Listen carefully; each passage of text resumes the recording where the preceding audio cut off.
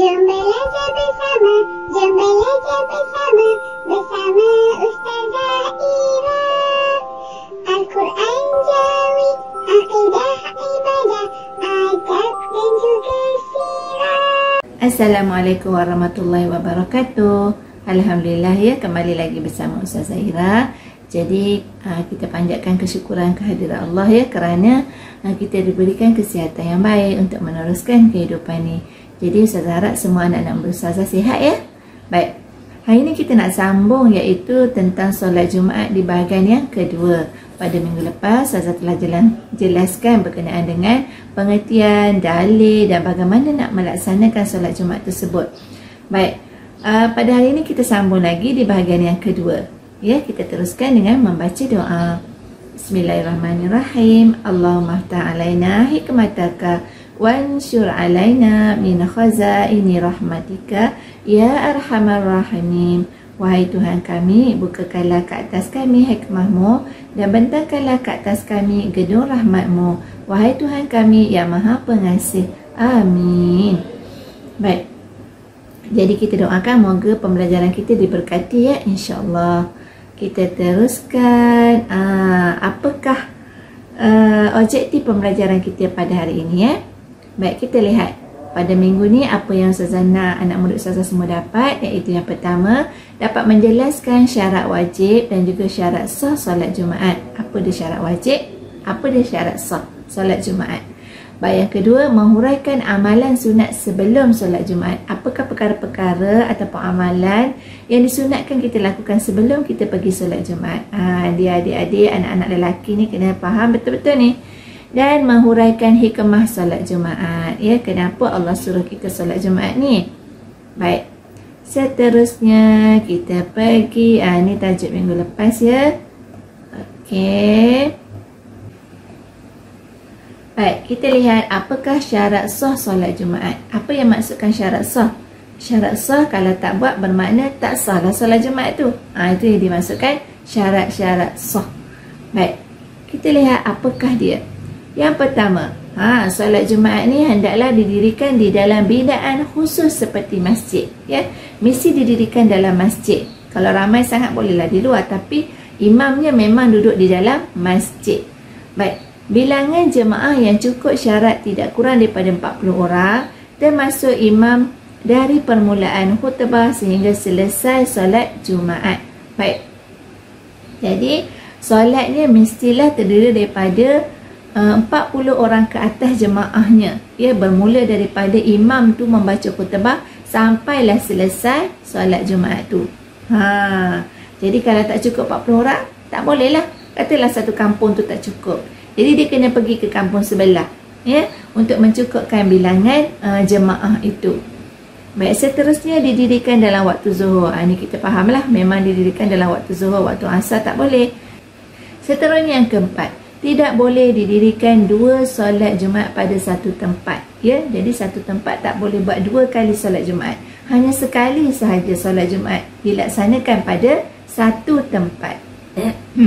Baik, seterusnya yang kelima, didirikan secara berjamaah. Ini pentinglah, memang kena buat secara berjamaah, tak boleh buat seorang-seorang dekat rumah. Baik, yang keenam, didahului dengan dua khutbah. Wajiblah, sebab kita dah baca kan apa pengertian dia. Solat Jumaat mesti didahului dengan dua khutbah. Baik, yang ketujuh, belum didirikan solat Jumaat di qaryah yang sama sebelumnya. Maknanya dilaksanakan solat Jumaat tu sebelum ni memang tak ada lagi solat Jumaat dilaksanakan ya. Jadi itulah satunya solat Jumaat pada hari itu. Baik, seterusnya kita lihat apakah syarat wajib solat Jumaat ni. Baik, yang pertama, siapa yang wajib solat Jumaat ni? Yang pertama mestilah orang Islam lah. Yang kedua balik, iaitu orang lelaki dewasa yang sudah pun mencapai tahap umurnya. Dan yang ketiga berakal, orang gila tak boleh. Yang keempat lelaki lah ya, tak boleh orang perempuan. Yang kelima sihat tubuh badan, kalau tak sihat tak boleh lah ya. Yang keenam bermukim, tidak wajib bagi yang bermusafir. Contohnya kalau kita dalam perjalanan yang jauh, jadi kita tak sempat nak melaksanakan solat Jumaat tu dalam perjalanan tu, tak apa, kita dikecualikan lah sebab kita bermusafir. Dan yang ketujuh, merdeka, ya. Maknanya bukan hamba lah, ya, tapi sekarang dah tak ada hamba kan. Baik, kita lihat apakah amalan sunat sebelum solat Jumaat ni. Jadi murid-murid lelaki kena faham lah apa dia perkara yang kena buat sebelum nak pergi solat Jumaat. Baik, yang pertama, penting sekali iaitu menjaga kebersihan. Kita kena potong kuku. Jadi kalau lah kuku dah panjang, potonglah pada hari Jumaat, dapat pahala yang banyak, ya. Tapi kalau panjang sangat, belum sampai Jumaat, potonglah sebab kita menjaga kebersihan kan. Baik. Seterusnya, memotong atau mencabut bulu-bulu di badan, ya. Contohnya di bulu di ketiak. Jadi kita potonglah, ya. Jangan sampai bau busuk sebab kita nak duduk di khalayak yang ramai kan. Nanti jemaah lain terganggu dengan bau busuk kita. Dan seterusnya, mandi sunat Jumaat. Ini pentinglah, ya. Sebelum pergi solat, kita kena mandi, ya. Bersihkan dulu badan kita dan pakailah pakaian yang terbaik. Pakai baju Melayu cantik-cantik yang bersih, yang elok lah. Dan memakai wangi-wangian. Ni penting, ya. Sembuhlah minyak wangi, tapi jangan sembuh banyak sangat. Nanti kan bukan jadi wangi, kita jadi busuk pula, mengganggu pula jemaah yang lain. Okey, yang keenam, bersegera. Jangan lambat-lambat kan, ya. Orang dah nak solat baru kamu sampai, tak boleh lah. Jadi kalau boleh kita sampai awal, ya. Kita dengar khutbah. Dan seterusnya, iktikaf dalam masjid. Kalau kita sampai awal, kita duduk elok-elok, kita bacalah apa yang boleh dalam masjid, ya. Baca Quran, berzikir, berselawat. Dan solat sunat tahiyat masjid. Ini pentinglah, solat sunat 2 rakaat. Masuk je dalam masjid, kita solat sunat 2 rakaat. Dan seterusnya, banyakkan membaca Al-Quran, berzikir dan berselawat, ya. Macam saya kata tadi lah, sampai awal baca Quran, berzikir dan banyakkan berselawat. Dan dia mendengar khutbah. Ni paling penting sekali. Ramai yang tak nak dengar betul-betul. Bermakna berborak-borak dengan kawan. Jadi satu tempat, masjid tu tempat dia jumpa geng pula. Dah berborak, tengok-tengok handset, bertukar-tukar, macam-macam lah benda perkara yang nak disembangkan. Jadi sedangkan kita solat Jumaat ni, kita dengar khutbah supaya dapat pengajaran kepada kita. Bukan kita pergi berborak nak jumpa kawan. Okey. Daripada Abu Hurairah radhiyallahu anhu bahawa Rasulullah sallallahu alaihi wasallam bersabda, maksudnya sesiapa yang mandi pada hari Jumaat sebagaimana mandi junub, lalu berangkat ke masjid lebih awal sehingga mendapat saf yang pertama, maka seolah-olah dia telah mengorbankan seekor unta. Masya-Allah. Jadi tak rugi, ya. Allah berikan balasan pengorbanan tu seolah-olah dapat seekor unta besar tu, ya. Jadi bersegeralah ke masjid. Jadi apa perkara yang dilarang ketika khutbah dibaca ni? Yang pertama, tidur. Ni ramai sangat, tapi murid ustazah tak buat kot. Budak lain ni, ya, jangan tidur, ya. Kadang-kadang, ya, memang kita penat, ya, waktu tengah hari, ya. Dah lepas mandi, ambil wuduk, duduk pula di belakang, bersandar pula dekat dinding. Sedap sangat tidur. Yang kedua, bermain dan bergurau. Jangan, ya. Kalau boleh jangan berlari-larilah ataupun bergurau-gurau sehingga menimbulkan ketidaksenangan di kalangan jemaah yang lain, ya. Dan bermain telefon. Ni macam Ustazah kata tadilah, ya, bermain telefon waktu solat Jumaat. Dan juga bercakap-cakap, jumpa geng, berborak-borak, ya, tak boleh. Perkara yang dilarang. Kita hormat masjid, ya. Masjid adalah tempat ibadah, ya. Baik.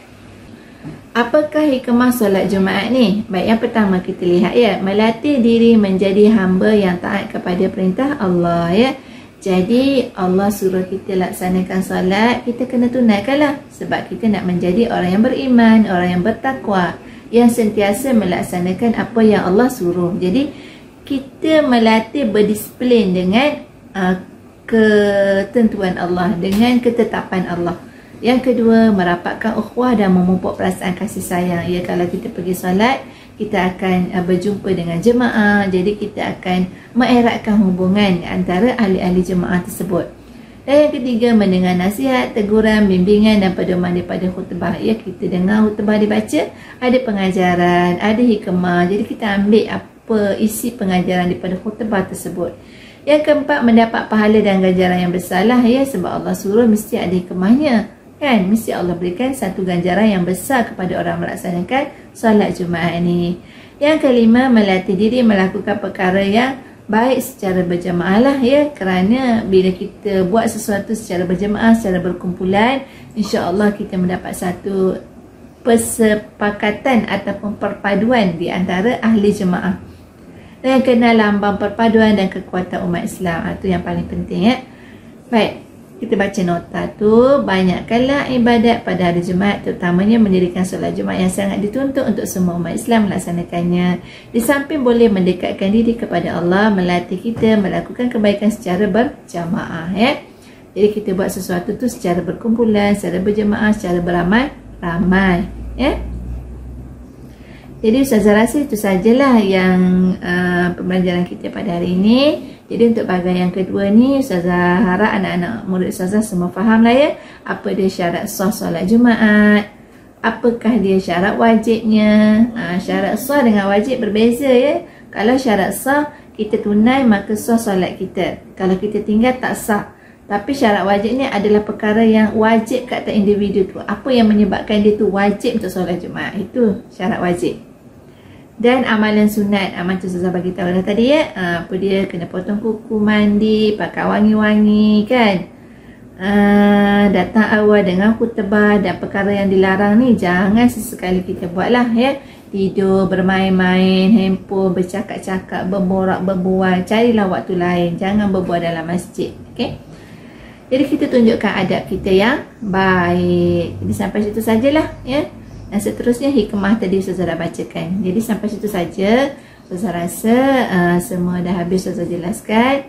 Harap anak murid Ustazah fahamlah apa yang dimaksudkan dengan solat Jumaat ya, dan syarat-syarat dia lah. Jadi sekian daripada Ustazah. Assalamualaikum warahmatullahi wabarakatuh.